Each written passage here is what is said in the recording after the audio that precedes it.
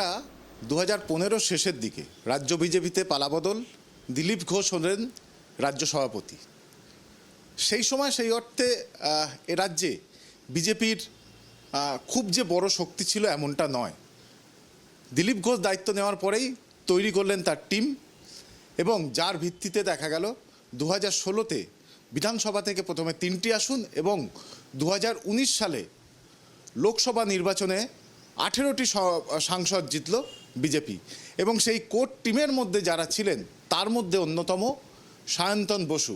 এই মুহূর্তে দৈনন্দিন রাজনীতি থেকে কিছুটা দূরেই আমরা তাকে দেখছি। আজকে কথা বলবো তার সাথে, নির্বাচনী যে ফলাফল বেরোলো সেই বিষয় নিয়ে কথা বলবো। সায়ন্তন দা, প্রথমেই তোমার অনেক স্বাগত আমাদের চ্যানেলে। এবং যে বিষয়টা প্রথমেই জিজ্ঞেস করা সরাসরি, যে এই ফলাফলটা কতটা প্রত্যাশিত ছিল বা এই ফলাফল কেন এরম?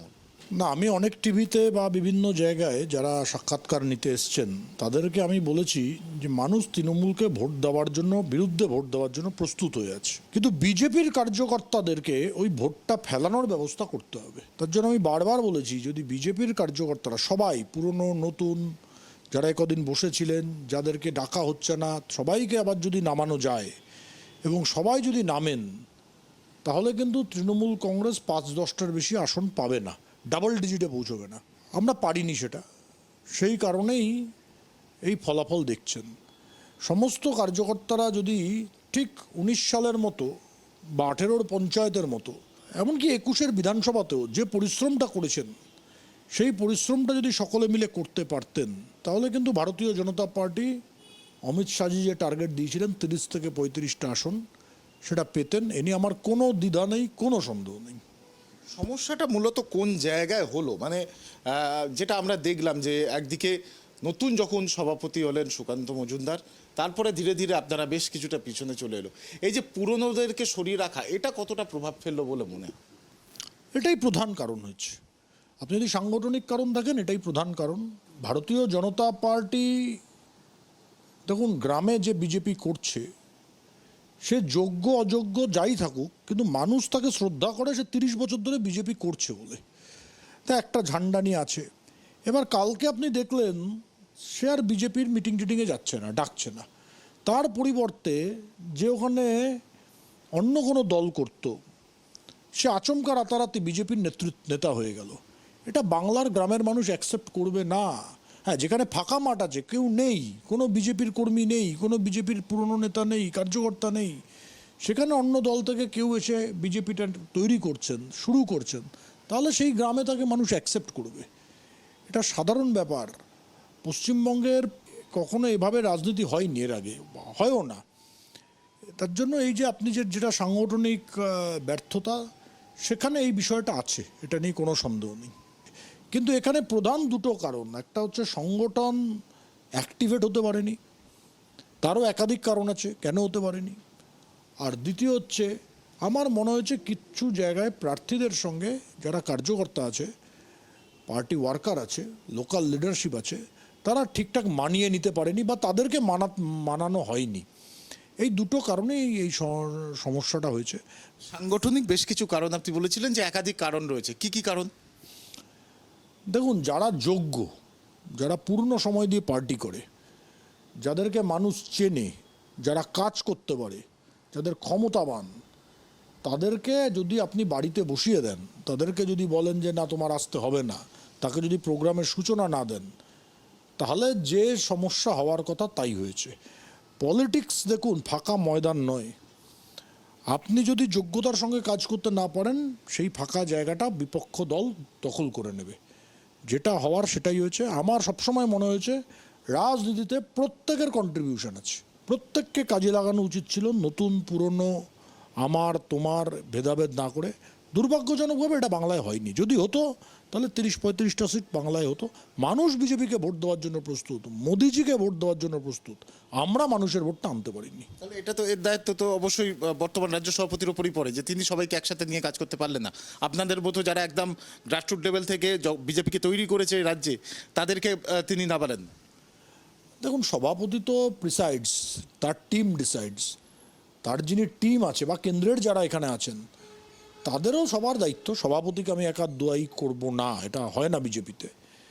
যে 5 জন বলুন, 6 জন বলুন, 10 জন বলুন, যাই আছে, তাদেরকে যদি এটা একটু তারা ভাবতেন, এবং এমন নয় যে তাদের কাছে বহুবার বার্তা দেওয়া হয়েছে, বার্তা বহুবার গেছে, এখন কেন করেননি এটা তারা বলতে পারবেন। তারা বলতে পারবেন কেন করেননি। হয়তো কখনো না কখনো এই বিষয়টা বেরোবে, এই রহস্যটার উন্মোচন কখনো না কখনো হবে, কিন্তু উত্তর তারাই দিতে পারবেন কেন হয়েছে, কেন কাজে লাগানো হয়নি। কিন্তু আমার নিজের অ্যাসেসমেন্ট 1 মাস বাইরে বাইরে ঘুরে, যে প্রায় 2 বছর 2.5 বছর কয়েকশো কয়েক হাজার কর্মীকে, কার্যকর্তাকে, যারা যোগ্য, যারা সময় দিতে পারে, যাদেরকে লোকে বিজেপি বলে চেনে, তাদেরকে কয়েকজন নেতা দায়িত্ব সহকারে বসিয়ে রেখেছেন। কেন রেখেছেন সেটার উত্তর তো এখন আমরা জানি না। যারা দায়িত্বে আছেন তারা এটার উত্তর দিতে পারবেন। আজকে নাও কালকে দেবেন, কালকে নাও পরশু দেবেন, কোনো না কোনো দিন তো এই উত্তরটা বেরোবে। দিলীপ ঘোষ যখন রাজ্য সভাপতি ছিলেন, সেই সময় আপনি, রাজু বন্দ্যোপাধ্যায়, এমন একটা টিম তৈরি হয়েছিল, এবং সেই টিম তারা কাজ করত, এবং তারা বলা যায় যে জেলায় যাওয়া, সেখানে জেলা নেতৃত্বের সঙ্গে যোগাযোগ তৈরি করা, যেটা হয় জেনারেলি, সেইটা বিষয়টা আমরা দেখতে পেয়েছিলাম। সুকান্ত মজুমদারের সেই অর্থে আমরা কোনো টিম দেখতে পেলাম না, বরং আমরা দেখলাম যে সংবাদ মাধ্যমে রয়েছেন, তিনি এখানে এলেন, মানে বিজেপিতে এলেন, তিনি বেশ কিছু ক্ষেত্রে সিদ্ধান্ত নিচ্ছেন, বা একসাথে একজোট মিলে কাজ করা, যেটা আপনি বলছেন যে কালেকটিভ রেসপন্সিবিলিটি নিতে গেলেও তো একটা টিম দরকার, সেই টিম কেন তৈরি করতে পারলেন না, আপনি কি মনে করেন? আমি তো ওনার টিমে নেই, আমি খুব ঘনিষ্ঠভাবে কাজও করিনি, আমি বলতে পারবো না। আমার সঙ্গে পরিচয় আছে, অনেক দিনের পরিচয়, প্রার্থী যখন হয়েছেন তখন থেকে পরিচয়, প্রথমবার যখন প্রার্থী হয়েছেন। এমনি চিনি, ভালো মানুষ, অধ্যাপক মানুষ। দিলীপ ঘোষের সঙ্গে পার্থক্য হচ্ছে, দিলীপ দা 40 বছর বাড়ির বাইরে রয়েছেন, সংগঠনই তার ধ্যান জ্ঞান। আর বর্তমান রাজ্য সভাপতি সুকান্ত মজুমদার বা সুকান্তদার সেরকম বিষয় নয়, উনি অধ্যাপক মানুষ, তার আগে স্কুল টিচার ছিলেন। হ্যাঁ, আমাদের আইডিওলজির সঙ্গে আছেন, সংগঠনের সঙ্গে আছেন, কিন্তু দিলীপ ঘোষ সুকান্ত মজুমদার এক হতে পারেন না। দুজনের লাইফস্টাইল আলাদা, ব্যক্তি আলাদা। একজন ঘর সংসার করা সাধারণ একজন নিপাট ভদ্রলোক অধ্যাপক মানুষ, আর দিলীপ ঘোষ হচ্ছে বাংলা ভাষায় বাংলা মায়ের দামাল ছেলে, যিনি সারাক্ষণ বাড়ির বাইরে থাকেন, ঘুরে বেড়ান, নিজের নির্দিষ্ট কোনো স্থায়ী ঠিকানা নেই। কাজে দুজনের কাজের ধরন আলাদা। উনি দিলীপ ঘোষের জন্য পিচ তৈরি করার জন্য আমরা ছিলাম, সুকান্ত মজুমদারের ব্যাটিং করার জন্য কেউ পিচটা তৈরি করে দেয়নি। সুকান্ত মজুমদারকে চিন্তা হয়তো করতে হচ্ছে বা করতে হবে কীভাবে খেলবেন, কোন পিচে খেলবেন, পিচ কে বানাবে। দিলীপ ঘোষকে যে পিচে ব্যাটিং করতে বলা হয়েছে, শুধু বলে দেওয়া হয়েছে আপনার পিচ আছে, আপনি চালিয়ে খেলুন। দিলীপ ঘোষ সে পিচে চালিয়ে খেলেছেন, তার জন্য সফল হয়েছেন। একটা প্রশ্ন সামনে আসছে, যেটা আজকে আপনাদের কৃষ্ণনগরে যিনি প্রার্থী ছিলেন অমৃতা রায়, তিনিও তুলেছেন, যে একাধিক ক্ষেত্রে এই প্রচারের ক্ষেত্রে যে অর্থ আসে, সেই অর্থের দুর্নীতির একটা অভিযোগ তুলেছে একাধিক ক্ষেত্রে। এই বিষয়গুলো তো একটা কেন্দ্রে হয়েছে এমন নয়, বিভিন্ন ক্ষেত্রে হয়েছে বলেই তো মনে করা যায়। হ্যাঁ, আমি আরও একাধিক প্রার্থীর কাছে শুনেছি, ওনার সঙ্গে আমার পরিচয় নেই, আমি প্রেসে দেখলাম। 1-2জন প্রার্থী তো আমাকে বলেছেন যে ধরনের ঘটনা ঘটেছে, এমনকি একজন জিতেছেন সাংসদ, তিনিও আমাকে বলেছেন, গতকালই বলেছেন। এগুলো ভাবা দরকার, কারণ যারা দায়িত্বে ছিলেন তাদেরকে তো ভাবতে হবে কেন এরকম হচ্ছে, এটা হওয়া ঠিক না। এর আগে আমাদের সময় ধরনের মেজর অভিযোগ আসেনি কিছু, অন্তত আমার তো মনে পড়ছে না। হ্যাঁ, যারা কেউ কিছু হাওয়ায় অভিযোগ করেছে সেটা এক জিনিস, এবার কিন্তু সাংসদ যিনি হয়েছেন তিনিও একই অভিযোগ একজন আমাকে করলেন, হেরে যাওয়া প্রার্থীরও দেখলাম। কাজেই ভাবা উচিত, যারা নিশ্চয়ই দায়িত্বে আছেন তারা বলবেন, দেখবেন বিষয়টা, আমার অনুমান দেখা উচিত। প্রার্থী চয়ন কতটা ঠিক হয়েছে বলে আপনি মনে করেন? কিছু জায়গায় প্রার্থীকে নিয়ে অনেক অসন্তোষ ছিল। আমার মনে হয় যদি প্রার্থীকে নিয়ে অসন্তোষ না থাকতো, বা যদি অসন্তোষ থাকলেও সেটাকে কন্টেন করতে পারতো বিজেপি, তাহলে 12টার পরিবর্তে আরও কিছু আসন আমাদের বাড়তো। দিলীপ ঘোষ তার কেন্দ্র বদল করা, এটা কতটা যুক্তিযুক্ত ছিল বলে আপনি মনে করেন? না, এটা উচিত হয়নি। একটা সিটের জন্য আমরা 3টে সিট হারিয়েছি, বাস্তবিক অর্থে একটা সিট বাঁচাতে গিয়ে আমরা 3টে সিট হারিয়েছি। এটা তো আজকে দেখলাম একাধিক সাংসদও, নির্বাচিত সাংসদও বলেছেন। এটা তো মন থেকে না কার্যকর্তারা মানতে পেরেছেন, না জনগণ মানতে পেরেছে। এটা উচিত হয়নি। যারাই করেছেন, কেন করেছেন এর উত্তর তারা দিতে পারবে। এই মুহূর্তে দাঁড়িয়ে দলকে 2026-এর আগে তৈরি করার ক্ষেত্রে কি কি ভূমিকা নেওয়া প্রয়োজন বলে মনে করেন? দেখুন, যে যে ভুল হয়েছে সেগুলো সংশোধন করতে হবে। যদি সংশোধন না করেন, আমি আজকে আপনাকে বলে দিচ্ছি, বলতে আমার খারাপ লাগছে, আমি বলিনি ইলেকট্রনিক মিডিয়ায়, বিধানসভা ভোটে বিজেপির 30টা আসন পাওয়া মুশকিল হয়ে যাবে। সরকার গড়া তো ছেড়ে দিন, এই ভুলকে সংশোধন করতে হবে। যে যে ভুল আমরা করেছি, পশ্চিমবঙ্গে ভোট হয় না, পশ্চিমবঙ্গে ভোট করাতে হয়। মানুষ এখানে বিজেপিকে ভোট দেওয়ার জন্য প্রস্তুত আছে, কিন্তু ভোটটা তাকে করানোর ব্যবস্থা করে দিতে হবে। আমরা বুথ স্লিপ দিতে পারবো না আর ভোটে জিতবো, এটা ভাবা বাতুলতা। আপনি অবাক হবেন, বোধহয় জীবনে প্রথমবার হলো আমার এই নির্বাচনে 1 মাস থেকে 1.5 মাস, 20 তারিখ হুগলি লোকসভার ভোট হয়ে যাওয়ার পরে 20 থেকে 30-এর মধ্যে 10 দিনের মধ্যে 2 দিন তো ঝড়ের বিষয় ছিল, 2 দিন আমি আমার নিজের বুথে ব্যস্ত ছিলাম, আর বাকি থাকলো 6 দিন। এই 6 দিনের মধ্যে 3 দিন আমার প্রোগ্রাম ছিল, বাকি 3 দিন আমার কোনো প্রোগ্রাম কেউ দিতে পারেনি। বোধহয় আমার স্মরণকালে মনে পড়ছে না, আমি জবে থেকে 95-96 সাল থেকে, যে ভোটের 4 দিন আগে আমার কোনো প্রোগ্রাম কেউ করাতে পারছে না, কোথাও প্রোগ্রাম নেই বাস্তবিক করতে। এটা আমার, এগুলো আমার মনে হয়েছে, সেদিনই আমার মনে হয়েছিল যে লক্ষণ ভালো নয়, হচ্ছে না।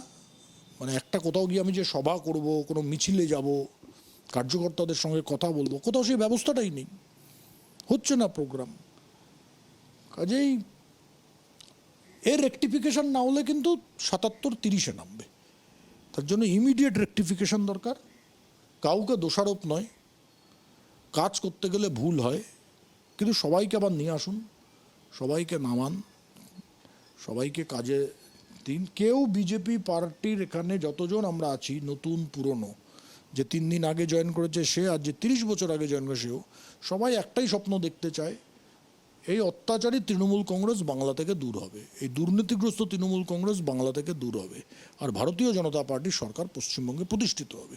তার বাইরে কেউ ব্যক্তিগতভাবে কিছু চায় না, কিন্তু এটা করতে গেলে ভুলের রেকটিফিকেশন করতে হবে। নত 77 কিন্তু 37 হতে বা 27 হতে বেশি সময় নেবে না। সিপিএম 34 বছর দেশকে রাজ্যকে শাসন করেছে। 2018 সাল থেকে 19 সাল থেকে সিপিএম আর কোনো নির্বাচনে একটা আসন জিততে পারে না। 6 বছর হয়ে গেল সিপিএমের কোনো আসন যেতে না। খুব বিশ্বাস করবে না কথা বাইরে বললে, যারা 34 বছর রাজ্যকে শাসন করলো, মানুষ কিন্তু খুব তাড়াতাড়ি নামিয়ে দেয় যে কোনো জায়গা থেকে। তার জন্য ইমিডিয়েট রেকটিফিকেশন করুন, নত 26 সালের বিধানসভা ভোটে বিজেপি 27টা সিট পাবে কিনা সন্দেহ দেখা যাবে। রাজ্য সভাপতি পদেও কি বদল দরকার? আমি কোনো বদলের কথা বলছি না, আমি কোথাও বদলের কথা বলছি না, আমি অ্যাডিশনের কথা বলছি, আমি অল্টারেশনের কথা বলছি না, আমি ডিলিশনের কথা বলছি না, আমি অ্যাডিশনের কথা বলছি। প্রচুর মানুষজন, কার্যকর্তা, সদস্য, সমর্থক বিজেপি করার জন্য বসে আছে। তাদেরকে বিজেপি পার্টির যারা বিভিন্ন স্তরে নেতৃত্ব আছেন, মণ্ডল হোক, জেলা হোক, তারা কাজ দিচ্ছেন না, কাজে লাগাতে চাইছেন না, ডাকছেন না, বলছেন না। প্রত্যেকে কাজ করতে চান, যে যার মতো কন্ট্রিবিউশন করতে চান, আর প্রত্যেকটা মানুষের মধ্যে তারা শুধু মন থেকে মোদিজিকে ভালোবাসেন, বিজেপিকে ভালোবাসেন, দেশকে ভালোবাসেন, তার বাইরে তারা কিচ্ছু চান না। তাদেরকে যদি কাজে লাগান, 2026 সালে বিজেপি 150-র ওপর সিট পাবে, 77 157-তেই যাবে। আর যদি এরকমই চলে পরিস্থিতি, তাহলে কিন্তু 77-27-এ নামবে। অনেক ধন্যবাদ সায়ন্তনদা কথা বলার জন্য। আমরা কথা বললাম সায়ন্তন বসুর সাথে, এবং তার যে খোলামেলা উত্তর এবং খোলামেলা বক্তব্য, সেখান থেকে দু একটি বিষয় কিন্তু স্পষ্ট, যে ক্ষেত্র প্রস্তুত ধরতে হবে লড়াইটাকে, এবং সবাইকে নিয়ে সেই লড়াইতে ঝাঁপাতে হবে। যদি তা না হয়, তাহলে কিন্তু 2026-এর বিধানসভা নির্বাচনে 77 জন বিধায়ক 27 বা 37-এ নেমে আসবে, এমনটাই কিন্তু তিনি বললেন। ক্যামেরায় বরুণ ভান্ডারের সঙ্গে চরণ চক্রবর্তী, ট্রাইব টিভি বাংলা।